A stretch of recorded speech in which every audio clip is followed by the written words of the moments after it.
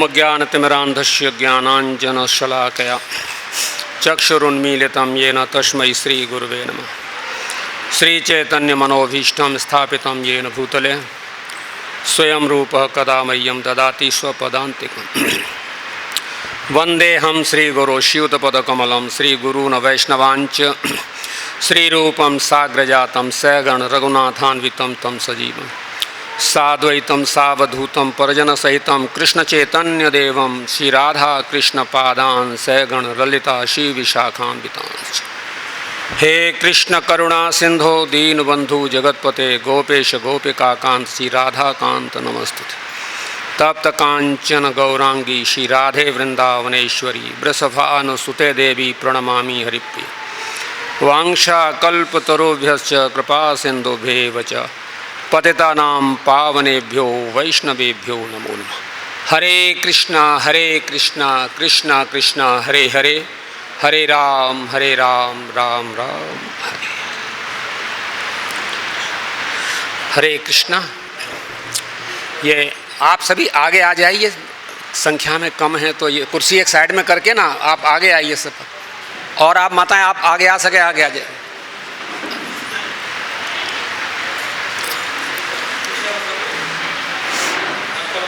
नज़दीक आ जाए यहाँ पर और आगे आ जाए।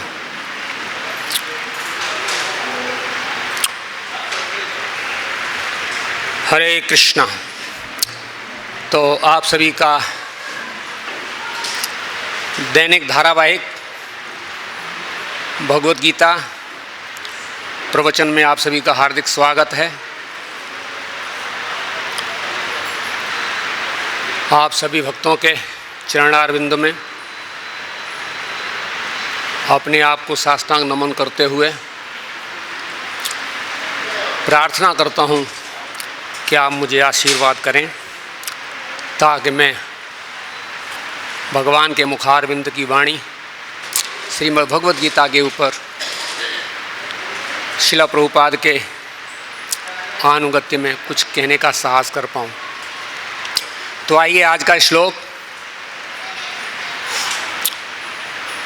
अध्याय 2 श्लोक संख्या 14।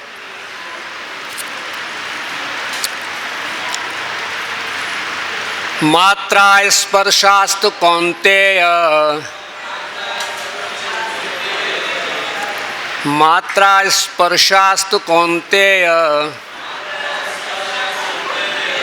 शीतोष्ण सुख दुःखदा शीतोष्ण सुख दुःखदा आगमापायनो नित्यस् आगमापायनो नित्यस् तान् तितिक्षस्व भारत तान् तितिक्षस्व भारत। मात्रा स्पर्शा इंद्रिय विषय तो केवल कौन्तेय हे कुंती पुत्र शीत जाड़ा उष्ण ग्रीष्म सुख सुख दुख तथा दुख दा देने वाले आगम आना अपायनः जाना अनित्यः क्षणिक तान उनको तितिक्षस्व सहन करने का प्रयत्न करो। भारत हे भरतवंशी। अनुवाद शिला प्रभुपाद तात्पर्य शिला प्रभुपाद जी के द्वारा। हे कुंती पुत्र, सुख तथा दुख का क्षणिक उदय तथा कालक्रम में उनका अंतर्धान होना सर्दी तथा गर्मी की ऋतुओं के आने जाने के समान है। हे भरतवंशी, वे इंद्रिय बोध से उत्पन्न होते हैं और मनुष्य को चाहिए कि अविचल भाव से उनको सहन करना सीखे। तात्पर्य शिला प्रभुपाद जी के द्वारा कर्तव्य निर्वाह करते हुए मनुष्य को सुख तथा दुख के क्षणिक आने जाने को सहन करने का अभ्यास करना चाहिए। वैदिक आदेशानुसार मनुष्य को माघ, जनवरी, फरवरी के मास में भी प्रातःकाल स्नान करना चाहिए। उस समय अत्यधिक ठंड पड़ती है, किंतु जो धार्मिक नियमों का पालन करने वाला है वह स्नान करने में तनिक भी झिझकता नहीं। इसी प्रकार एक गृहिणी भीषण से भीषण गर्मी की ऋतु में मई जून के महीनों में भोजन पकाने में हिचकती नहीं। जलवायु संबंधी असुविधाएं होते हुए भी मनुष्य को अपना कर्तव्य निभाना होता है। इसी प्रकार युद्ध करना क्षत्रिय का धर्म है। अतः उसे अपने किसी मित्र या परिजन से भी युद्ध करना पड़े तो उसे अपने धर्म से विचलित नहीं होना चाहिए। मनुष्य को ज्ञान प्राप्त करने के लिए धर्म के विधि विधान पालन करने होते हैं, क्योंकि ज्ञान तथा भक्ति से ही मनुष्य अपने आप को माया के बंधनों से छुड़ा सकता है। अर्जुन को जिन दो नामों से संबोधित किया गया है वे भी महत्वपूर्ण हैं। कौन्तेय कहकर के संबोधित करने से यह प्रकट होता है कि वह अपनी माता की ओर से मातृ कुल से संबंधित है, और भारत कहने से उसके पिता की ओर से पितृकुल से संबंध प्रकट होता है। दोनों ओर से उसका महान विरासत प्राप्त है। महान विरासत प्राप्त होने के फलस्वरूप कर्तव्य निर्वाह का उत्तरदायित्व आ पड़ता है। अतः अर्जुन युद्ध से विमुख नहीं हो सकता। श्रील प्रभुपाद की वो मतलब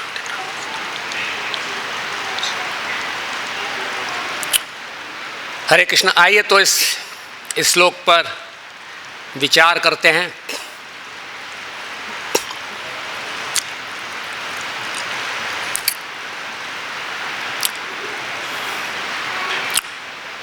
मात्रा स्पर्शास्तु कौन्तेय शीतोष्ण सुख दुखदा आगमापायनो नित्य तान तितक्षस्व भारत। ये श्लोक जहाँ उदय हुआ है, जहाँ भगवान बोले हैं, उसका प्रसंग, परिस्थिति, उसको भी हमें समझना होगा। इससे पहले हमें इसी अध्याय के दूसरे श्लोक की सेवा प्राप्त हुई थी।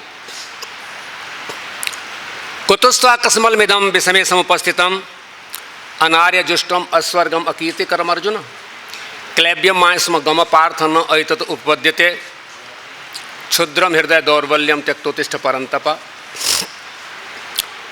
हे परंतप, हे प्रतापी अर्जुन, तुझको इस विषम परिस्थिति में ये अज्ञान, ये कीचड़, ये कलमस कहाँ से प्राप्त हो गया?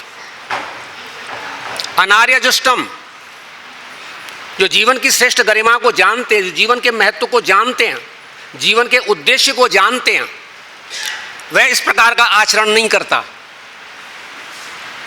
और न इस प्रकार का आचरण तुझे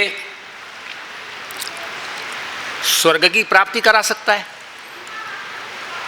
अपितु अपयश का भागी बनेगा।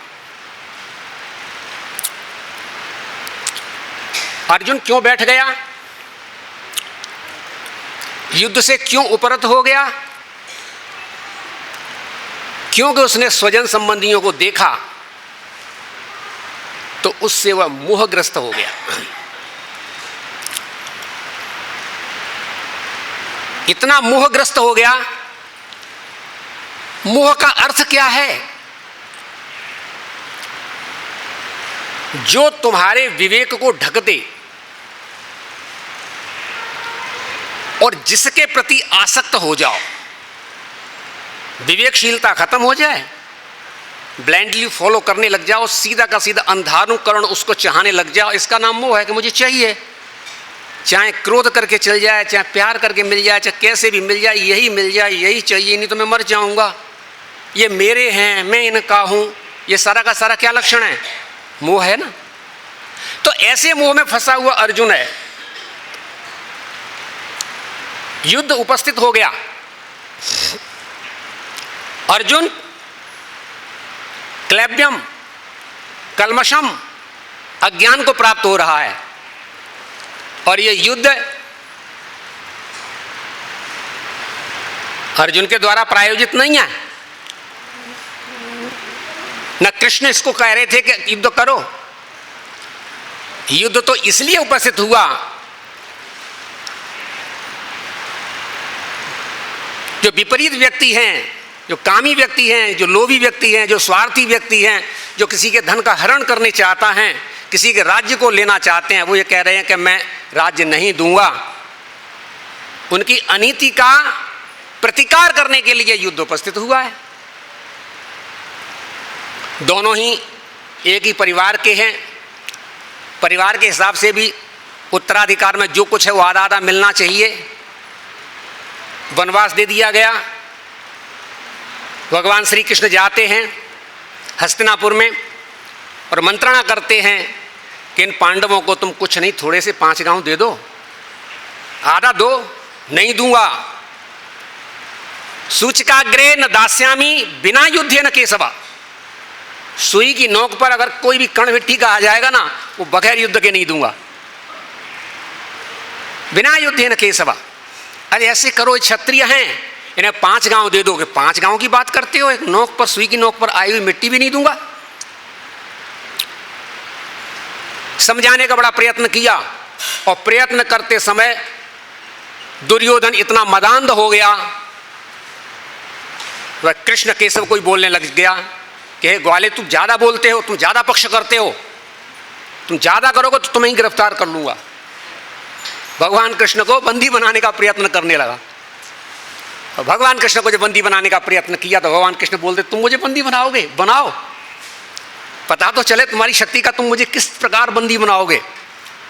और बंदी बनाने का जब प्रयत्न करते हैं तो भगवान ने वहां पर अपना ऐश्वर्य प्रकट किया, विराट स्वरूप दिखाया। जित देखो तित कृष्ण, इधर कृष्ण उधर कृष्ण, समग्र रूप में कृष्ण ही दिखाई दे रहे हैं। और ऐसा चमत्कार जब दुर्योधन के सामने उपस्थित हुआ तो दुर्योधन को पता चल गया कि मेरे से भूल हो गई।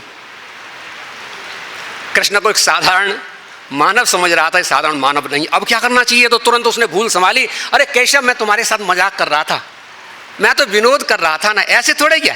अरे तुम तो मेरे रिश्तेदार हो, आओ ऐसे करते हैं ना, चलो आज हम तुम दोनों बैठ करके भोज करेंगे बढ़िया तरीके के साथ में। तो कृष्ण बोलते कि तुम मुझे भोज कराओगे, कराने की इच्छा रखते हो? दुर्योधन, मैं तेरे घर पर भोज नहीं करूंगा।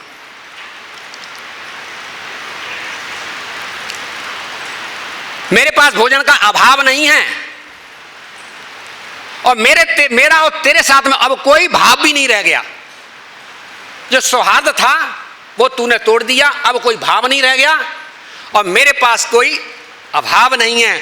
दुर्योधन, तेरा मुझ पर कोई प्रभाव भी नहीं है, जो मैं तेरे घर पर झुक करके जा करके भोजन करूंगा भोजन तो अरे चाचा विदुर के यहाँ करूंगा। चाचा विदुर के यहाँ कहने के बाद में केशव जो वहां से चल देते हैं तो समझ गए युद्ध की परिस्थिति किस प्रकार निर्मित हुई। आज युद्ध उपस्थित हुआ, और युद्ध उपस्थित होने के बाद में योद्धा अर्जुन बोल रहा है कि मैं युद्ध नहीं करूंगा। एक क्षत्रिय, एक धनुर्धर, एक नीतिवान योद्धा कह रहा है कि मैं युद्ध नहीं करूंगा। किसके कारण? सब मोह के कारण। भगवत गीता जीवन का उद्देश्य, मानव जीवन की सफलता, मानव जीवन का उद्देश्य अगर किसी व्यक्ति को समझ में आ गया तो इस भवसागर को व्यक्ति तर गया, पार कर जाएगा। जीवन के उद्देश्य को, भगवत गीता के संदेश को अगर कोई व्यक्ति समझ गया तो वह जीवन के उद्देश्य को पार कर जाएगा। क्या कहना चाहते हैं केशव? केशव ये कहना चाहते हैं कि जीव बंधन में फंसा हुआ है और उसे इस बंधन से निकलना चाहिए, और उसके निकलने का जो मार्ग है, इस सृष्टि में 84 लाख योनियों में कोई भी गेट ऐसा नहीं है जो वह अपने भवबंधन को तोड़ करके निकल जाए। एक ही गेट है, और उस गेट का नाम है मानव जीवन। क्या नाम है? साधन धाम मोक्ष कर द्वारा, पाए न जेहि परलोक सुधारा, है ना। तो मानव जीवन के उद्देश्य को समझना चाहिए, और यही बात यहां पर उपस्थित हुई। भगवान श्री कृष्ण जब बोलते हैं तो अर्जुन कहता है मैं युद्ध नहीं करूंगा, और बहुत प्रकार के तर्क देता है कि मैं किस प्रकार गुरु द्रोणाचार्य पर, पितामह भीष्म पर अपने बाणों का संधान करूंगा, जिन्होंने मुझे खिलाया है, जिन्होंने मेरा पाला है पोषा है, उन पर मैं प्रतिकार कैसे करूंगा। और भगवान ये बताना चाहते हैं कि कर्तव्य के मार्ग पर जो आ जाएगा उसके साथ युद्ध होगा। कर्तव्य के मार्ग पर उसके साथ युद्ध होगा। मैं नयोत्सित गोविंदम कार्पण्य दोषो उपस्वभाव प्रवक्ष्यामि त्वाम धर्म संबूढ़ चेता यश्रेयस्यात् निश्चितम ब्रूहि तन्मे शिष्यस्ते हम साधिमाम त्वाम प्रपन्नम। मैं कृपणता दोष के कारण मैं ये नहीं जान पा रहा हूं कि मेरा कल्याण किस में है।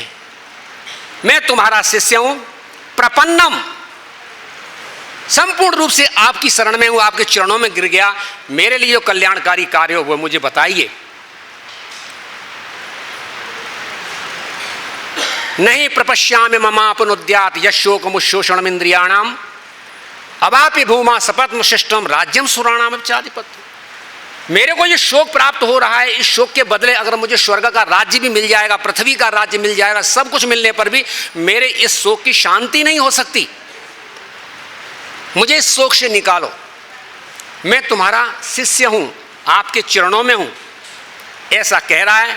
हंसते हुए केशव बोलते हैं, हे मुक्तो ऋषिकेशो गुडाके सीन भारता न योत्सित गोविंद उक्त्वा तूष्णीम बभूमः तमोवाच ऋषिकेश प्रहसन इव भारता। हंसते हुए मुस्कुराते हुए भगवान बोले। भगवान काहे के लिए परेशान होंगे? भगवान को तो मुस्कुराना ही है, हर अवस्था में मुस्कुराएंगे वो तो। मुस्कुराते हुए भगवान बोले, और जब मुस्कुराते हुए भगवान बोले तो क्या बोले? भगवान मुस्कुराते हुए बोले तो क्या बोले? ये क्या बोले ही पूरे विश्व को भ्रमित किए हुए और आकर्षित किए हुए है। भगवान के मुखारविंद से जो क्या निकला है, क्या बोले भगवान, पूरा विश्व आज चमत्कृत है कि भगवत गीता, भगवत गीता, भगवत गीता। कोई भी आइए भगवत गीता के समुद्र में डूब जाइए और निकलेगा तो उज्जवल होकर के निकलेगा। कोई भी आइए, ज्ञानी, योगी, डॉक्टर, इंजीनियर, नेता, अभिनेता, कामी, क्रोधी, कैसा भी समुद्र में डूब जाए वह निखर करके उज्जवल होकर के निकलेगा इसमें से। ये बोले तो भगवान का जो वचन यहां से चालू होता है, हमें गंभीरता से श्रवण करना चाहिए। भगवान बोलते हैं, असोच्यानन्व सोचस्त्वम प्रज्ञावादा से भाष से गतासून यश नानु सोचित पंडिता।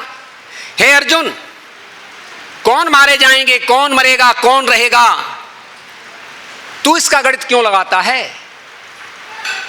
तुझे गणित लगाना चाहिए कि मेरा कर्तव्य क्या है, मेरा कर्तव्य क्या है, ये होना चाहिए, ये नहीं होना चाहिए कौन बचेगा कौन रहेगा। असोच्यानन्व सोचस्तुम, जिसके लिए शोक नहीं करना चाहिए उसके लिए तू शोक कर रहा है। प्रज्ञावादा च भासते, और ऐसे बोल रहा है कि जैसे तू बहुत बड़ा विद्वान हो, समझदार हो। कुछ लोग ऐसे होते हैं कि जिनकी वाणी बोलते हैं ना, बोलने का स्टाइल इस प्रकार का होता है कि देखने में लगता है कि बहुत बड़े गंभीर हैं और बहुत गंभीर बात कर रहे हैं, बहुत बड़े गंभीर हैं और बहुत गंभीर बात कर रहे हैं। उनका प्रस्तुतिकरण इस प्रकार का होता है कि सामने वाला चमत्कृत हो जाता है, लेकिन जो बोला जाता है ना वो कौओं की भाषा और कौओं का ही ज्ञान बोला जाता है। लेकिन इंप्रेशन इतना होता है कि समझ, अरे साहब इतने बड़े विद्वान को ऐसी बात थोड़ी कर रहे होंगे। और कर्कश वाणी में बोला जा रहा है, कर्कश वाणी में बोला जा रहा है, लेकिन कृष्ण गुणगान बोला जा रहा है तो हंस उस पर आकर्षित होते हैं, उस कोयल की वाणी पर आकर्षित नहीं होते।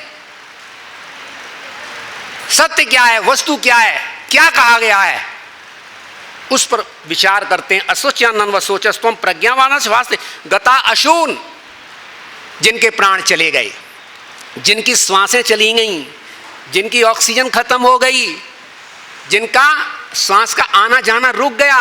गता अशून गता शुंश, जिनके प्राण जाने वाले हैं, नान शोचित पंडिता, पंडित जल इस विषय में शोक नहीं करते। जो प्राणी इस जगत में पैदा होता है, जन्म के साथ ही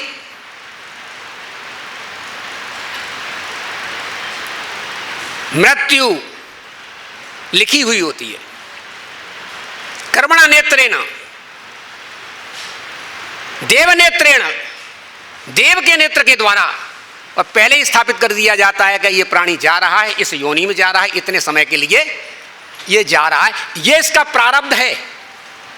मनुष्य की योनि में आएगा तो एक विशेष सुविधा प्राप्त होती है कि वह प्रारब्ध लेकर के आता है, अपने शरीर के साथ में, जन्म के साथ में मृत्यु भी लेकर के आता है, और प्रारब्ध के साथ में वो कर्म करने की ऊर्जा भी लेकर के आता है, वो कर्म भी करता है। सारी योनियां भोग योनियां हैं, लेकिन मनुष्य की योनि कर्म और भोग दोनों है। और मनुष्य अगर चाहे तो कितना भी उसका भाग्य बुरा हो, कितना भी भाग्य बुरा हो, वह अपने भाग्य को उज्जवल कर सकता है। कितना भी महान पापी हो, वह अपने पापों से तुरंत मुक्त हो सकता है, तुरंत मुक्त हो सकता है और धीरे धीरे मुक्त हो सकता है। तुरंत की विधि बताइए और धीरे धीरे की विधि बताइए। धीरे धीरे की विधि क्रमिक है और तुरंत की शीघ्र है, सद्य। यथैधांसि समृद्धोर भस्मसात कुरुते अर्जुन, ज्ञानाग्नि सर्व कर्माणि भस्मसात कुरुते तथा। जिस प्रकार प्रज्वलित अग्नि जो कुछ भी डाल दो उसमें सब भस्म कर देती है, उसी प्रकार ज्ञान की अग्नि सारे कर्मों के, जन्म जन्मांतर के कर्मों को एक मिनट में ध्वंस कर देती है। ज्ञान की अग्नि, वह ज्ञान क्या वस्तु है?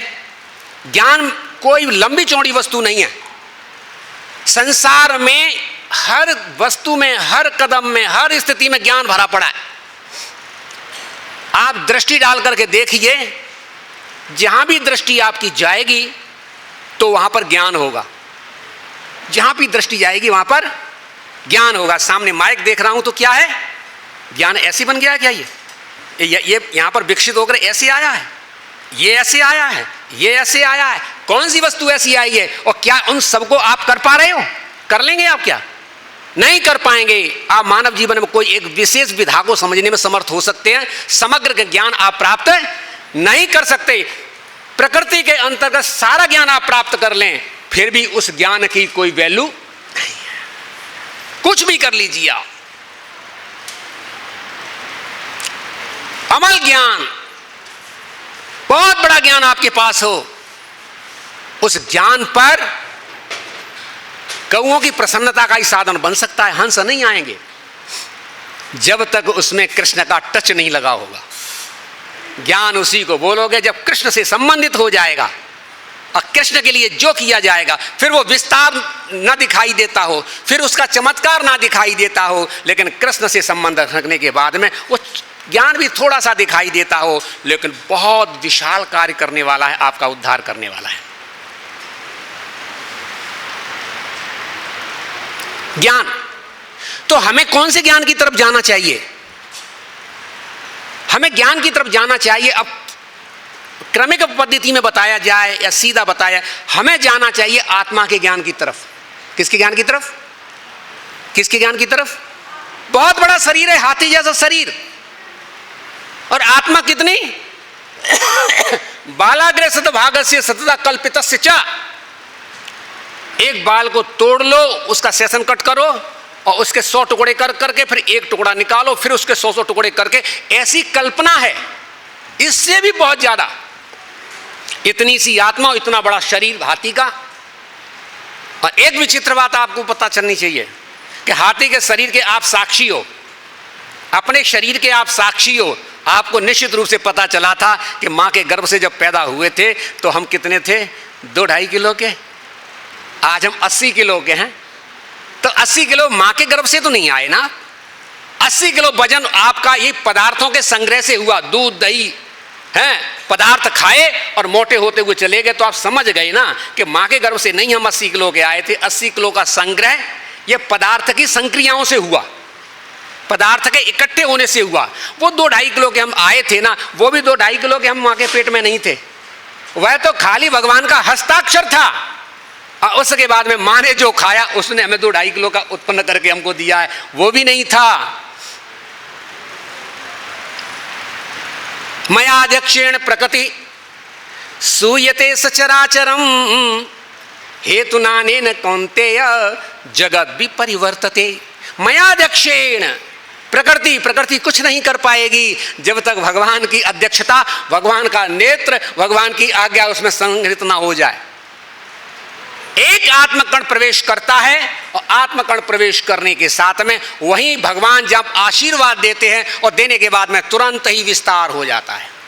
तो ध्यान दीजिए, आप अपने ज्ञान दृष्टि से ज्ञान को समझने के लिए आप अच्छी तरह से पहुंच पा रहे हैं कि 80 किलो से अब मेरा कोई संबंध नहीं रह गया, 2.5 किलो से मेरा कोई संबंध नहीं रह गया है, मेरा संबंध रह गया है उस आत्मकण से। और आत्मकण जब प्रस्तुत होता है उस समय बड़ी विचित्र लीला है। आप बड़े सौभाग्यशाली हैं, आपको गीता और भागवत प्राप्त है, चैतन्य चरितामृत प्राप्त है। अगर 3 ग्रंथ अगर आपके सामने उपस्थित नहीं है तो ब्रह्मांड में घूमते रहिए, आपको आत्मकल्याण के साधनों का पता नहीं चलेगा। महतत्व, प्रकृति के गुण, काल, आत्मा, भगवान, इन सभी के समूह को एक साथ कर दो, कुछ वजन बनेगा? अरे कुछ तो वजन बनना चाहिए। अरे 5-6 चीजें आपने बताई हैं, कुछ तो वजन बनना चाहिए। वजन नहीं, वहां पर सब भाव है। क्या है? और भाव की स्वीकृति होने के साथ में ही वह एक साथ भगवान की अध्यक्षता में वो क्रियाशीलता हो जाती है। और फिर भागवती बताती है आपको कि स्त्री और पुरुष के संपर्क करने के बाद में 3 दिन में वो जो है स्थापन है ना, वो कलल बन जाता है, फिर थोड़ा आगे बनता है, वो बेर जैसा बनता है, ये बनता है, वो बनता है, नख, आंख, नाखून, ये इस प्रकार का सिद्धांत चालू हो जाता है। तो इस प्रकार आत्मा अमर है और प्राण आने और जाने वाले हैं। अर्जुन, तू अपना कर्तव्य निभा। कौन मरेगा, कौन जिएगा, इस पर विचार करने का तेरा कोई अधिकार नहीं है। भगवान ने ये बात कह करके आपको बहुत बड़ी स्थिति से निकाल दिया। हमें अपने लिए की भगवत गीता किसके लिए? भगवत गीता किसको सुनाई? अर्जुन को। भगवत गीता किसके लिए? भगवत गीता मेरे लिए। भगवत गीता मेरे लिए। अरे मेरे लिए क्या, हमारे लिए भी तो, हाँ आपके लिए भी होगी। पहले भगवत गीता मेरे लिए। भगवत गीता किसके लिए? मेरे लिए। आप क्या सीख पाए? संसार में कोई मरे कोई पैदा हो, आपको क्या लेना देना? आप तो पैदा हो गए ना, आप तो मरोगे, जाओगे, आप रुकोगे नहीं। कोई शक्ति आपको रोकने वाली नहीं है, आप जाओगे, आप पैदा हो चुके हो। आपकी उम्र 60 वर्ष हो गई है, 10-12 साल रह गए हैं। कैसे क्या बिताना चाहते हो? हरि के भजन में बिताओगे तो हरि के धाम को जाओगे, और इस संसार का चिंतन करोगे तो नरक में जाओगे। क्या चाहते हो? कौन पैदा हो गया, कौन मर गया? अरे जब हम पैदा हुए थे हमारे साथ भी पैदा हुए थे और आज भी पैदा हो रहे हैं। ये सृष्टि, ये तो प्लेटफॉर्म है, ये तो चलता रहेगा, इसकी तू क्या चिंता कर रहा है? तू अपनी चिंता कर। न त्वेवाहम जातुनासम न त्वम नेमे जनाधिपा न चैवा भविष्यामा सर्वे वैमतः परम। ऐसा नहीं है अर्जुन, ये छत्री खड़े हुए, योद्धा खड़े हुए, ये पहले नहीं थे। अर्जुन ऐसा भी नहीं है कि मैं पहले नहीं था। अर्जुन ऐसा नहीं है कि तू पहले, तू भी नहीं था। तू था, ये थे, मैं था, तू है, ये है, मैं हूं, तू रहेगा, ये रहेंगे, मैं रहूंगा। अर्जुन नहीं रहेगा तो एक वस्तु नहीं रहेगी। अर्जुन का गांडीव धनुष अर्जुन के रूप में तू नहीं रहेगा, मैं भी अपना चेंजिंग कर लूंगा, दूसरे रूम में आ जाऊंगा। और ये योद्धा भी नहीं, इनके भी ड्रेस बदलते रहेंगे।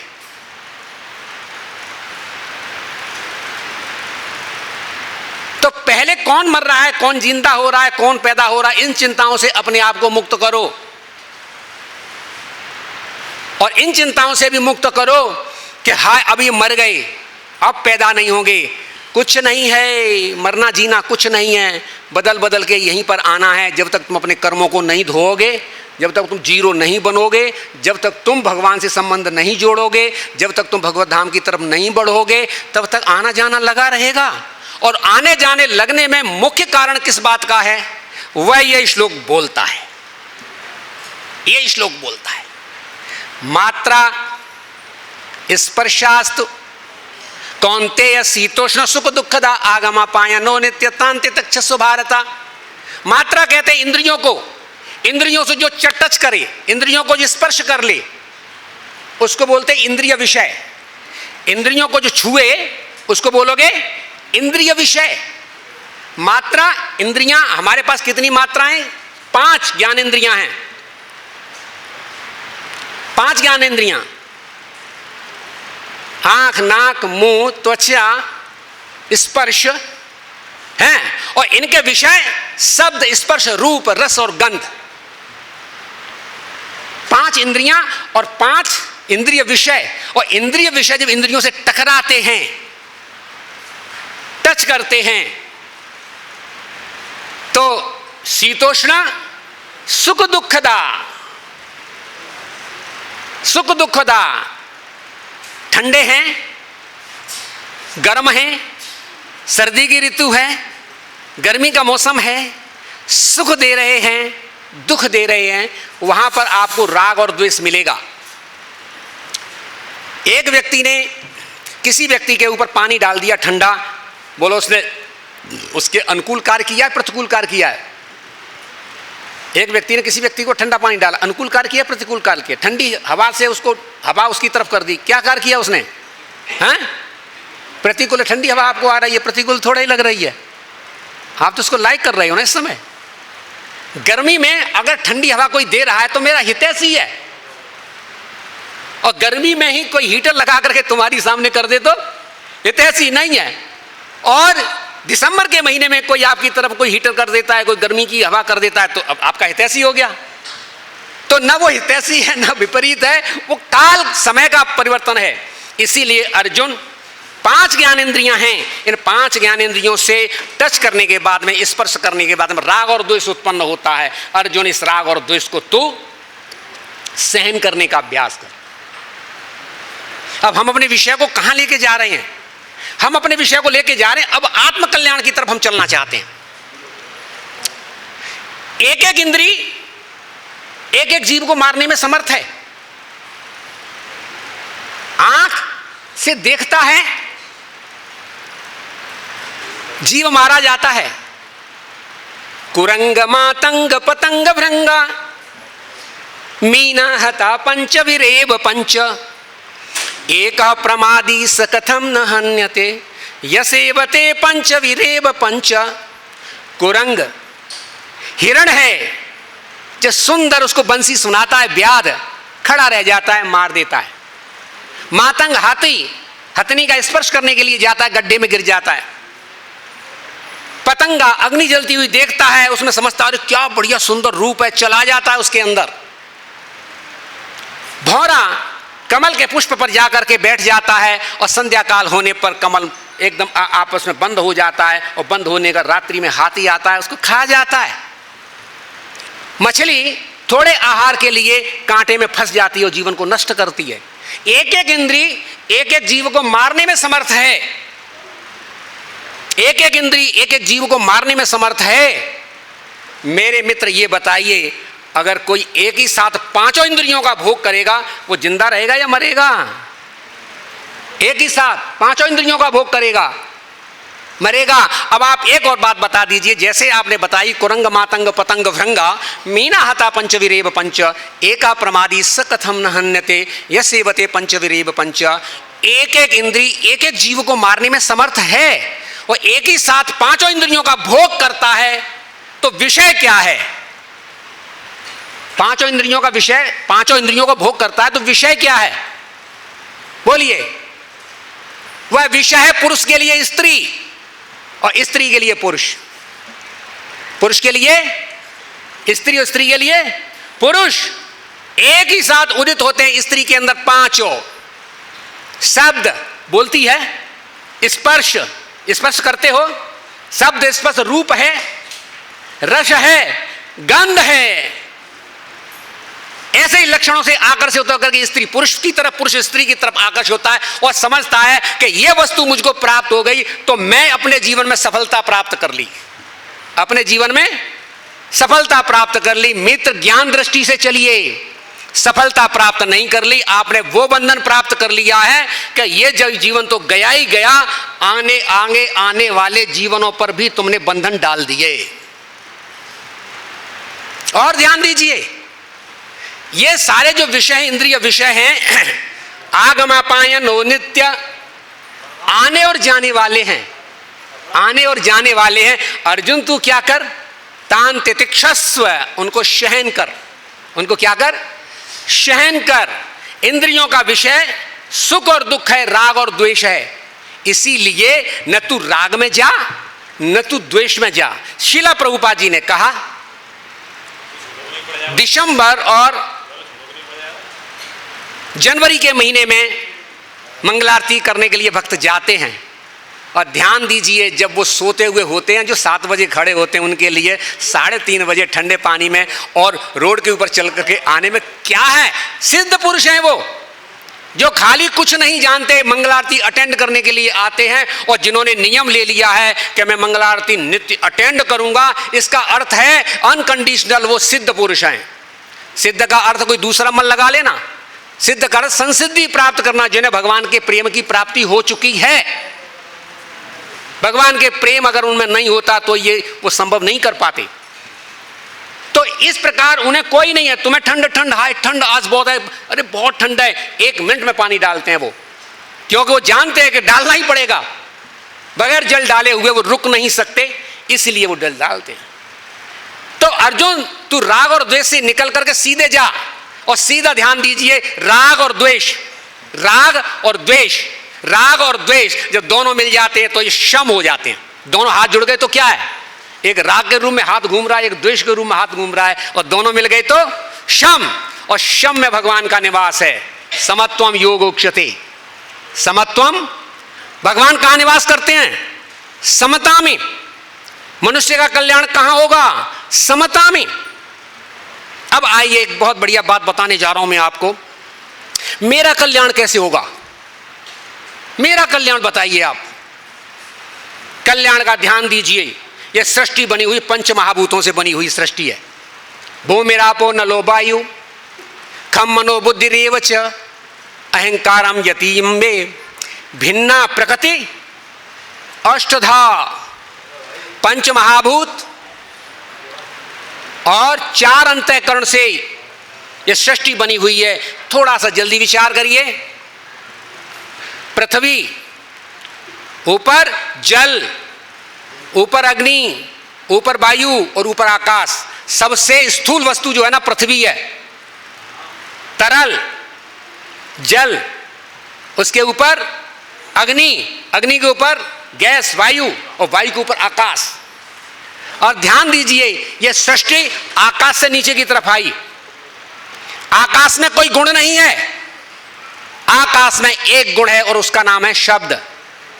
क्या नाम है, शब्द। शब्द जब विकृत हुआ, शब्द जब विस्तार को प्राप्त हुआ, आकाश जब विस्तार को प्राप्त हुआ तो वायु उत्पन्न हुई, और वायु का गुण है स्पर्श। अपने पूर्ववर्ती गुण को लेकर के आया, तो वायु में 2 गुण हुए, शब्द और स्पर्श। वायु में जब विकार हुआ, वायु जब आपस में टकराई तो अग्नि प्रकट हुई, और अग्नि प्रकट होकर के क्या हुआ, रूप। तो अग्नि में 3 गुण आ गए, शब्द, स्पर्श, रूप। अग्नि, वायु और आकाश के सम्मिलन से, संघर्षण से जल उत्पन्न हुआ। जल में 4 गुण आए, शब्द, स्पर्श, रूप, रस आया, और इसके संकर्षण से जल के विकार होने पर पृथ्वी का निर्माण हुआ, और पृथ्वी में 5 गुण आए। कौन कौन से, शब्द, स्पर्श, रूप, रस और गंध आया।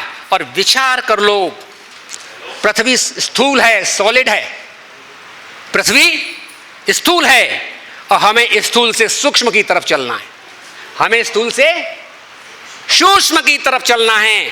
विस्तार से बताने के लिए प्रयोजन अब हमारे पास समय नहीं, मैं सीधे बोल रहा हूं। पृथ्वी के जितने विकार हैं, पृथ्वी पर सारे आए सब मर गए। मेरी पृथ्वी वसुंधरा किसी के साथ नहीं गई। वसुंधरा पर अपना कब्जा करने वाले न जाने कितने आए और एक ही भूमि पर अपना मेरी भूमि कह करके मर गए। भूमि किसी के साथ में नहीं गई, मरने वाले बहुत सारे मर गए। इतना आकर्षण है प्लॉट में, इतना आकर्षण है फील्ड में, इतना आकर्षण है उस स्थान पर, वहां की भूमि चाहिए। तो इस भूमि से निकलिए आप, तरल में आइए, तरल से निकलिए आप, अग्नि स्वरूप बनिए, रूप से भी निकलिए आप, स्पर्श में आइए और स्पर्श से भी निकलिए आप, आकाश में आइए। और आकाश का गुण है शब्द। क्या आकाश का गुण क्या है? शब्द। हम ऊपर से नीचे आए तो पांच हम विषयों में फंस गए। 5 विषय, शब्द स्पर्श रूप रस गंध, ये एक इंद्रिय से उत्पन्न हुए 5 विषय हैं। मत इनमें फंसना 5 विषय दुखदाई। शब्द विषय में फंसकर मृगा, सुध बुध सब विषराई। और मारो बाण बधिक ने ऐसो, मौत मृगा की आई, मत इनमें फंसना। तो ज्ञानी जन क्या करते हैं? स्थूल से सूक्ष्म की तरफ बढ़ते हैं और सूक्ष्म की तरफ बढ़ने के बाद में जब वो आकाश स्तर पर पहुंचते हैं तो शब्द है। और ध्यान दीजिए, संसार में सबसे प्यारा जो वस्तु है वो शब्द है और भगवान उसमें निवास करते हैं। इसी को बोलते हैं शब्द ब्रह्म। क्या है? शब्द ब्रह्म। इस शब्द को यदि आपने अपने भोग के लिए प्रयोग किया, इस शब्द को यदि आपने अपने भोग के लिए प्रयोग किया तो यह शब्द आपको बांध देगा, फिर आप उसी जंजाल में चले जाएंगे। और यदि आपने इसी शब्द को भगवान के रिझाने में, अपने संबंध को जोड़ने में लगा दिया तो आप निकल जाएंगे सृष्टि के, इस प्रकृति के चंगुल से। आप कैसे निकल पाएंगे? आपको तो कोई विधि पता नहीं है। इसीलिए यहां पर तद विज्ञानार्थम स गुरुमेवा विगक्षेत। मैं कैसे निकल पाऊंगा? इस विज्ञान को जानने के लिए गुरु की शरण ग्रहण करनी चाहिए। मैं कैसे निकल पाऊंगा? गुरु की शरण ग्रहण करनी चाहिए। और इसी प्रकार भगवद गीता में 4थे अध्याय भगवान बड़ी बढ़िया तरीके से बताए क्या विधि है गुरु की शरण ग्रहण करने की। तद विधि प्रणिपातेन परिप्रश्नेन सेवया उपदेक्षयन्ति ते ज्ञानम ज्ञानिनस्तत्व दर्शिना। तो ज्ञान के तत्व का दर्शन करने वाले वो गुरुदेव तुमको क्या देंगे? शब्द ब्रह्म देंगे। वह शब्द ब्रह्म ही आपका क्या है? शब्द ब्रह्म आपको मुक्त करने वाला महामंत्र देंगी। मना त्रायते समंत्र। जो मन को, जो अंतःकरण को बंधन से छुड़ा दे उसका नाम मंत्र है। और जब महामंत्र प्राप्त होता है, महामंत्र की प्राप्ति गुरुदेव से प्राप्त हुई और महामंत्र को स्वयं भगवान समझ करके जो गुणन किया, जो जपन किया, तो निश्चित रूप से जो आप छोड़ करके आए हैं उसकी स्मृति भी नहीं आपको आएगी। आप क्या हो जाएंगे? बहुत बढ़िया चीज है लेकिन समाज नहीं। त्याग, वैराग्य, उपराम, पूर्ण काम, आत्माराम। आप क्या बन जाएंगे? आत्माराम। भगवद गीता के 2 अध्याय के अंतिम श्लोक में एसाम ब्राह्मी स्थिति पार्थ नैनाम प्रापि विमुह्यति स्थित्वा श्याम अंतकाले अपि ब्रह्म निर्माण वृक्षति। एसाम ब्राह्मी स्थिति पार्थ। ऐसी ब्राह्मी स्थिति को प्राप्त करके फिर मनुष्य जीव हटता नहीं है, ऐसा रस प्राप्त होता है। भगवद गीता के 6वें अध्याय में क्या रस प्राप्त होता है? हे अर्जुन, यश्वात्मरतिरेव स्यादात्म तृप्तस्य मानवा आत्मन्येव च संतुष्ट तस्य कार्यं न विद्यते।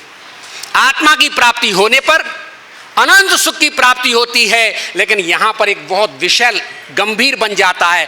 आत्मा पर ही उलझ गए जाकर के और आत्मा से आगे नहीं बढ़े, सेवा का भाव उत्पन्न नहीं किया तो फिर बात नहीं बन पाएगी। आपको जाकर के प्रकाश में डाल दिया जाएगा, ब्रह्म ज्योति में चले जाएंगे, वो तो हत्या के समान हो जाएगा।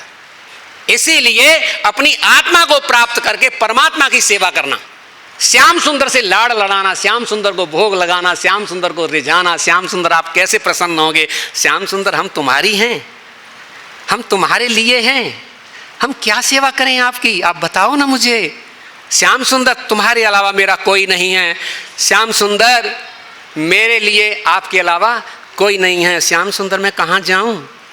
ये जब भाव उत्पन्न होगा, जब ये सेवा का भाव उत्पन्न होगा, निश्चय मान लीजिए आपको अन्यत्र ज्ञान की जरूरत है, जो ब्रह्मवादी ज्ञान है कोई जरूरत नहीं है। सीधे के सीधे भगवान की सेवा को प्राप्त करेंगे तो आप क्या समझ पाए?